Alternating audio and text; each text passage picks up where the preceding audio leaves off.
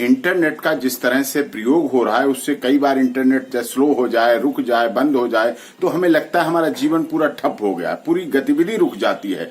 तो ऐसे समय में जो आजकल जो इंटरनेट का बढ़ रहा है आगे, तो नेक्स्ट जनरेशन के लिए इंटरनेट का एक 5G का चल रहा है कि 5G को बढ़ाया जाए और दूसरे देशों समेत आज इसको 5G का जो प्रयोग कर रहा है उसका विरोध हो रहा है। पूरे देशों में, पूरी दुनिया में इसका विरोध हो रहा है क्योंकि मोबाइल कंपनियां 5G स्मार्ट की बिक्री भी शुरू कर चुकी है भारत में और अन्य देशों में भी। और एक वर्ष 2018 में कहेंगे आप कि गुड़गांव में एक चीनी कंपनी हुई नहीं थी, उसमें 5G का प्रयोग भी किया और आगे प्रयोग किया गया।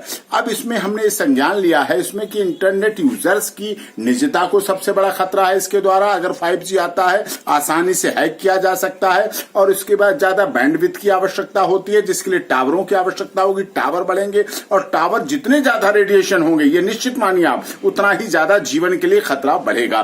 5G network 6GH2 radio frequency पर चलती है जो कि पहले से ही सैटेलाइट्स व अन्य जगह पूरी भरी हुई है। और WHO की रिपोर्टिंग के मुताबिक, WHO की जो अनुसार रिपोर्ट है उसकी फ्रीक्वेंसी बढ़ने से शरीर का तापमान भी बढ़ता है। और आपने बताऊं अप्रैल में 2020 की बात है, नीदरलैंड में, जिस तरह नीदरलैंड में 5G का नेटवर्क का जब प्रयोग किया गया तो वहां लोगों ने विरोध किया और विरोध बड़े स्तर पर हुआ, धरना प्रदर्शन भी हुआ और यहां तक पता चला है कि जीवन के लिए इतना घातक है कि दुनिया को पूरी तरह से बदलने का दावा करने की जो चल रहा है जीव जंतु के लिए, वो बड़ा खतरा है।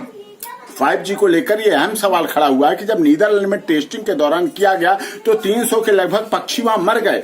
जो तालाब में बतखें तैर रही थी वो आपस में लड़ने लगी, गिरने लगी, डूबने लगी, ऊपर होने लगी और जो और दूसरे जानवर थे वो उनकी मौतें हुई। जब उन पर प्रयोग किया गया तो 150 जानवर तो उससे पहले मर गए, पक्षी एकदम गिर के मर गए जहां टावर का प्रयोग किया जा रहा था जिस तरह से। तो इलेक्ट्रिशियन रेडिएशन जो है, इलेक्ट्रॉनिक रेडिएशन का इस्तेमाल किया जाता है 5G में, जो कि स्वास्थ्य के लिए बहुत ही गलत है। स्विट्जरलैंड में 5G टेस्टिंग के दौरान भी गायों का झुंड भी ऐसे हुआ, वो एकदम गर्भावस्था दौरान सबको पता है कि मोबाइल से निकलने वाली रेडिएशन महिलाओं तथा शिशु के लिए कितनी घातक होती हैं।